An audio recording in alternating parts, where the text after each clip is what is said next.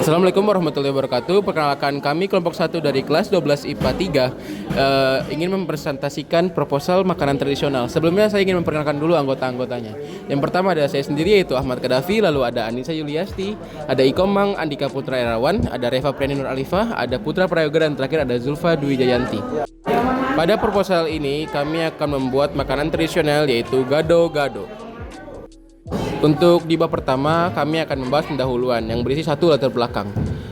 Gado-gado merupakan salah satu makanan khas Jakarta yang berisi sayur-sayuran, tahu, telur, dan disiram dengan bumbu kacang. Kami sebagai warga Jakarta sudah jarang melihat gado-gado dijual di sekitar kami. Maka dari itu kami milih gado-gado sebagai makanan yang kami pilih untuk tugas ini, karena untuk melestarikan makanan tradisional khas Jakarta dan bahan serta alat yang mudah ditemukan. Adapun visi dan misi kami untuk membuat gado-gado adalah yang pertama, visi, menjadikan gado-gado disukai oleh generasi muda di Jakarta. Dan bagaimana cara kami menyampaikan misi itu? Kami akan melakukan misi-misi sebagai berikut. Yang pertama adalah mempromosikan gado-gado secara giat. Lalu yang kedua ada memberikan pembeda dari gado-gado yang lain seperti cita rasa dan kemasan yang khas. Pada bab kedua ini, kami akan membahas mengenai jenis usaha. Yang pertama ialah definisi produk.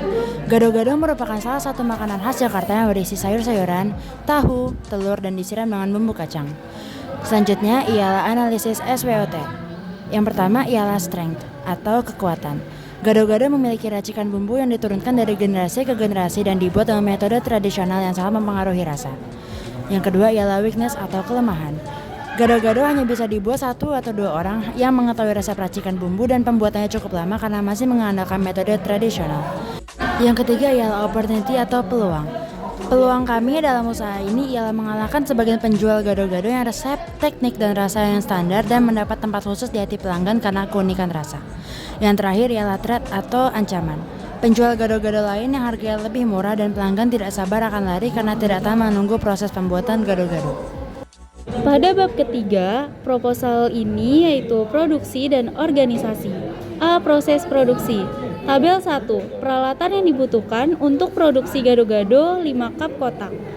Yang pertama, jenis alat yaitu kompor, jumlahnya 1. Yang kedua, pisau, jumlahnya 2. Yang ketiga, baskom, jumlahnya 2. Yang keempat, talenan, jumlahnya 2. Dan yang kelima, panci, jumlahnya 1. Tabel kedua yaitu bahan baku dan kemasan gado-gado untuk 5 cup kotak. Bahan baku yang pertama yaitu kacang panjang 1 ikat. Yang kedua, labu 1 buah. 3. Timun 1 buah. 4. Tahu 5 buah. 5. Tempe 1 buah. 6. Telur rebus 3 butir. 7. Kacang goreng 1/4 kilo. 8. Toge setengah kilo. 9. Kangkung 1 ikat. 10. Terasi 3 buah. 11. Cabai 5 buah. 12. Gula merah 1/4 kg. 13. Jeruk limau sebanyak 3 buah. 14. Cup kotak sebanyak 3 buah. Dan yang terakhir alat makan plastik sebanyak 3 buah. Selanjutnya kami akan membahas tentang prosedur pengolahan gado-gado. 1. Rebus semua sayuran, angkat, tiriskan, goreng tempe dan tahu sampai kecoklatan. 2. Ulek semua bahan bumbu kacang sampai halus, cek rasa. Lalu kucuri jeruk limau, tambahkan sayur-sayuran, tempe tahu, lalu aduk dan campurkan jadi satu dengan bumbu kacang. 3. Tata gado-gado pada piring, tambahkan telur rebus dan kerupuk. 4. Bisa ditambahkan dengan pelengkap nasi putih atau lontong. Dalam kelompok kami terdapat pembagian tim sumber daya manusia. Yang pertama terdapat Ahmad Kadafi dan Anissa Yuliasti sebagai CEO dan founder.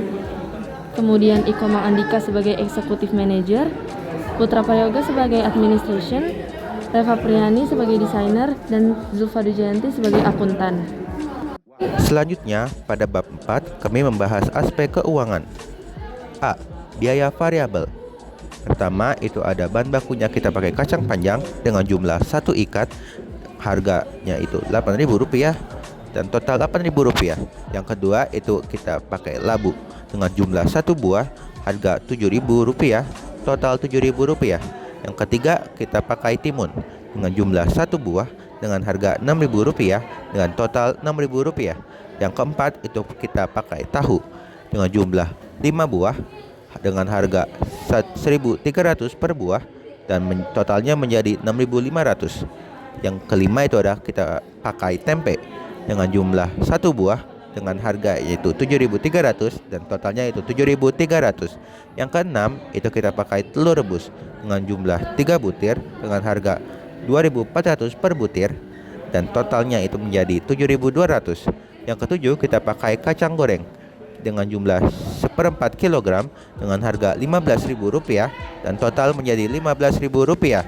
Yang kedelapan itu kita pakai toge dengan jumlah 1/2 kg dengan harga Rp3.500 dan total menjadi Rp3.500. Yang kesembilan itu kita pakai kangkung dengan jumlah 1 ikat dengan harga Rp3.500 dan total menjadi Rp3.500. Yang ke-10 kita pakai terasi dengan jumlah 3 buah dengan harga Rp1.000 dan total menjadi Rp3.000. Yang ke-11 kita pakai cabai dengan jumlah 5 buah dengan harga Rp400 per buah dan totalnya menjadi Rp2.000. Yang ke-12 kita pakai gula merah dengan jumlah 1/4 kg dengan harga Rp5.000 dan totalnya menjadi Rp5.000.